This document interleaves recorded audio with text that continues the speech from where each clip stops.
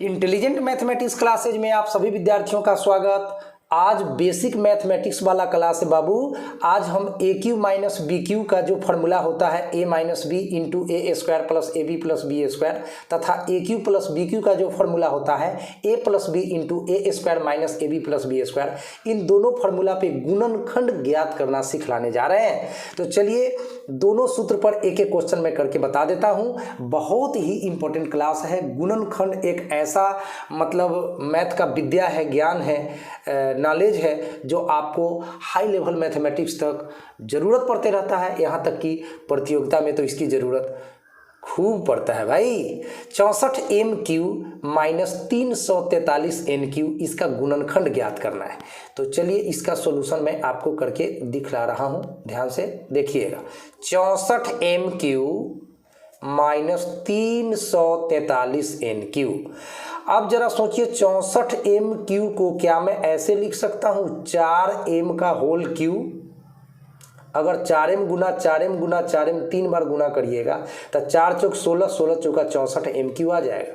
And 343 n Q को क्या लिख सकते हैं तो 7n का पावर 3, क्योंकि 7n गुना 7n गुना 7n 3 बार करिएगा तो 7 सते 49 49 सते 343 एन क्यू आ जाएगा। अब देखिए ए क्यू माइनस बी क्यू, आपका ऊपर वाला फार्मूला काम कर रहा है। A cube minus B Q यहाँ पे वर्क कर रहा है। आप थोड़ा दिमाग पर प्रेशर लीजिए। ए का वैल्यू है 4m, बी का वैल्यू है 7n। सिंपल इस फार्मूला में डाल देना है, बस आपका आंसर हो जाएगा।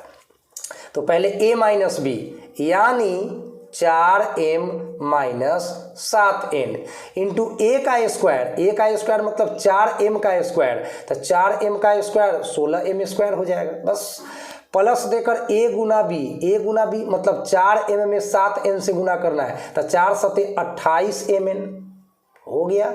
एंड प्लस b का स्क्वायर, b मतलब 7n का स्क्वायर तो 7 सते 49n स्क्वायर। यही है आपका आंसर। बस एक दो लाइन का काम था, खत्म हो गया। एक और क्वेश्चन देखते हैं, क्वेश्चन नंबर 2। नीचे वाला फार्मूला पर देखेंगे ए क्यू प्लस बी क्यू पर।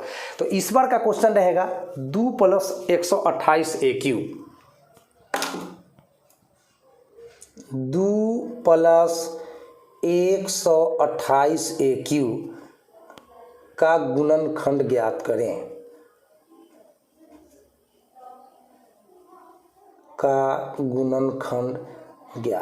ठीक है प्यारे बच्चों, तो हम लोग इसका गुणनखंड ज्ञात करना भी सीखेंगे। चलिए तो इसका सॉल्यूशन देखिएगा।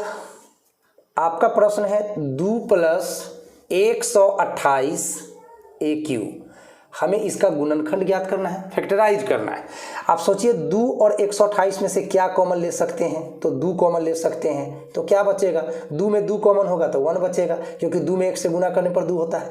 128 में 2 कॉमन लीजिएगा तो 64 बचेगा, क्योंकि 64 गुना 2 128 होता है। a के पावर 3 अपने जगह पर रह गया। चलिए अब आगे बढ़ते हैं। ये 2 अपने जगह पर है। 1 को हम 1 का पावर 3 भी लिख सकते हैं, क्योंकि 1 गुना 1 गुना 1 करिएगा तो 1 ही मिलेगा। एंड 64 ए क्यू को आप लिख सकते हैं 4a का होल क्यू, क्योंकि 4a गुना 4a गुना 4a 4 चौक 16, 16 चौका 64 ए क्यू आ जाएगा। अब ध्यान से देखिए, फार्मूला नंबर 2 काम कर रहा है। A Q plus B Q, A plus B into A square minus A B plus B square. तो बस A Q plus B Q, ए समझना है 1 को, बी समझना है 4a को। बस simple a Q plus B Q, A plus b यानी कि 1 प्लस 4a, a plus B into A square यानी 1 का स्क्वायर माइनस ए बी यानी 1 गुना 4a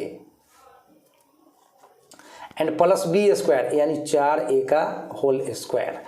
चलिए इसको थोड़ा सा और बढ़ा दीजिए, आंसर आ जाएगा। ये 1 प्लस 4a अपने जगह पर है प्यारे बच्चों। 1 का स्क्वायर 1 ही रहता है। 4a में 1 से गुना करिएगा तो 4a ही रहेगा, और 4a का होल स्क्वायर करिएगा तो 16 को a स्क्वायर पुर जाएगा।